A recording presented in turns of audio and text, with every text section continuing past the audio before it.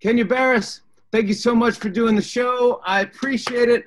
I'm a fan, and it means a lot to me. Thank you so much for doing the Tonight Show. Thank you for checking off the bucket list that I would have never even put on my bucket list moment. So thank you. Oh my gosh. How is everything? How are you? How's the fam? Is everyone safe? Is everyone healthy?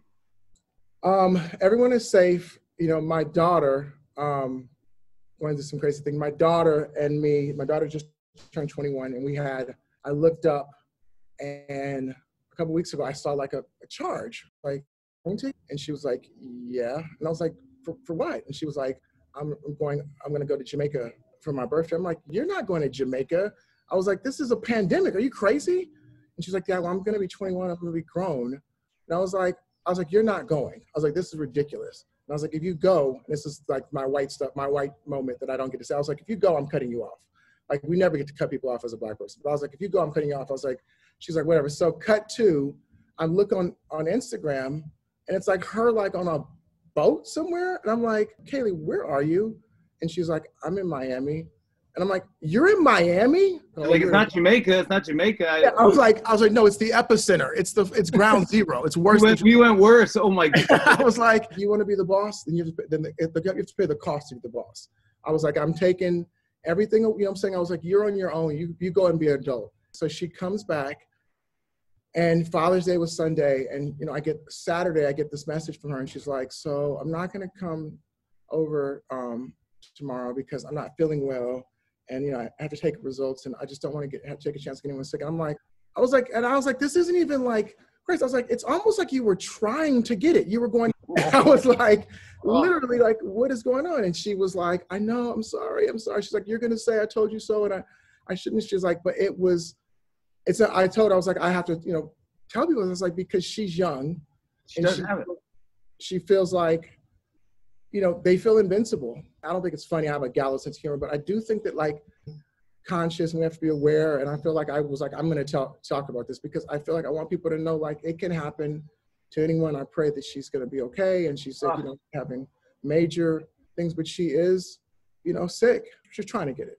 Is she recuperating? She's recuperating. She's really groggy. She's lethargic. She's in the bed. So thank you for asking. But, you know, everyone is well, other than her who has COVID. I love that even through this, you can have a sense of humor a little bit and be like, are you chasing this stuff? Like, were you did it. We have so much to talk about, but does it start with Blackish, and you take that and then you spin off to Grownish, right? That ish world has changed my life and really been something I'm unbelievably proud of. Yeah, I will say, I've especially the last couple of weeks, there's been clips online seeing the Juneteenth episode, and then I read that you're taking that to the next level and doing writing a musical with Pharrell. So Pharrell and I sold a play along with one of the writers who we wrote Juneteenth with, this guy Peter Sachi, but we sold a play. Plays take a long time, as you know, so we've been trying to sort of, like, it's something really important for me to do it, but it was, Juneteenth to me was one of my personal things. Like, I feel like I wanted to make that a national holiday. I wanted to help make that a national holiday. And I feel like, you know, the notion of people understanding that slavery is the recessive scar that all of us, Black, white, whatever, you know what I'm saying, Asian, Latinx, like, we all, as Americans, it's the thing that we all share. There's never been an apology for slavery. So there's never been anything that said that slavery was legally wrong. You know what I'm saying? Greatest human atrocity in, like, you know, modern history. And so I feel like the idea of celebrating that from an American standpoint might really start to help the healing. So it's something really important to me. So Ted Sarandos and I, we saw Trump was going to have his rally. We started talking, and we were like, he was going to have it on Juneteenth. We were like, this isn't okay. And plays take a long time. And Pharrell, being who he is and being the partner, when we got together and we called Ted, and Ted was immediately receptive. And we're going to do a musical about Juneteenth. Pharrell's going to do the music and MVP with me. And we have a great writer, and we're going to get, you know, director. But, like, we want to bring this to the audience, and hopefully the goal is to next Juneteenth, you know, have it come on, you know, Netflix as like a weekend to say, like, explain it to everybody also, but to celebrate the day in a really big way. Well, it's major, but I mean, you're not going to act in this, right? This is.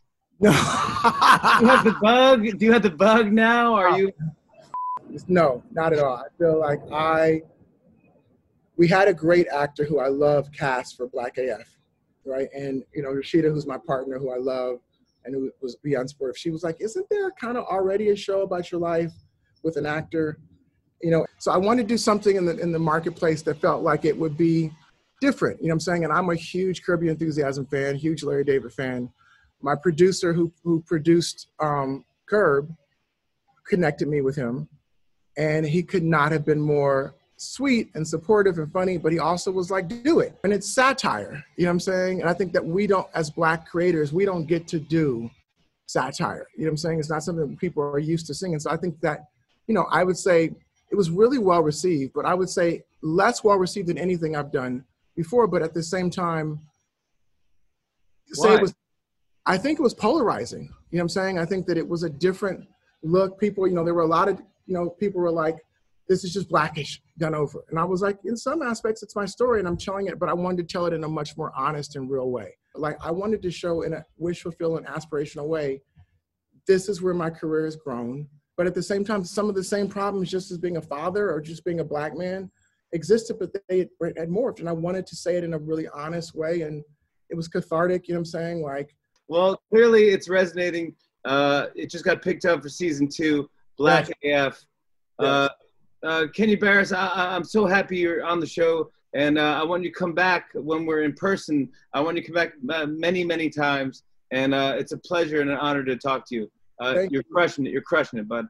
You are crushing it, man. And to do this show the way that you continue to do it in this space, and just sort of like, I'm so proud of you, man. Like, honestly, you've been a good guy.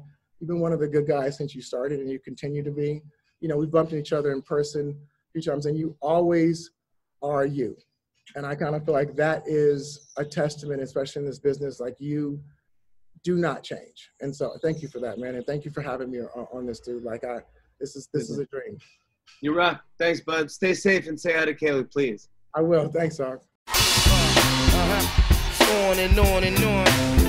I said, and it's on and on and on.